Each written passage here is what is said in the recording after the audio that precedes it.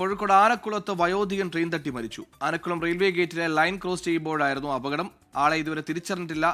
നിഖിൽ പ്രമേഷ് കോഴിക്കോട്. നിഖിൽ, വിവരങ്ങൾ.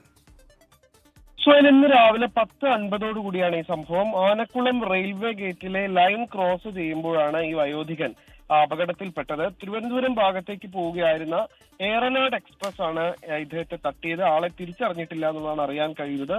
കൊയിലാണ്ടി പോലീസ് സംഭവ സ്ഥലത്തെത്തിയപ്പോൾ മേൽ നടപടികൾ സ്വീകരിച്ചു പോരുകയാണ്. ഈ ട്രെയിൻ വളരെ വേഗത്തിൽ കടന്നു വരുമ്പോൾ ഇദ്ദേഹത്തിന് ഈ ശബ്ദം കേൾക്കാൻ കഴിഞ്ഞില്ല. പെട്ടെന്ന് ട്രെയിൻ വരുന്നത് കണ്ടപ്പോൾ ഓടി മാറാനും കഴിഞ്ഞില്ല എന്നുള്ളതാണ് ദൃക്സാക്ഷികൾ പറയുന്ന കാര്യം. സുഹൈൽ, ട്രാക്കിലൂടെ പോകുമ്പോഴായിരുന്നു അപകടം. നിഖിലാണ് വിശദാംശങ്ങൾ നൽകിയത്.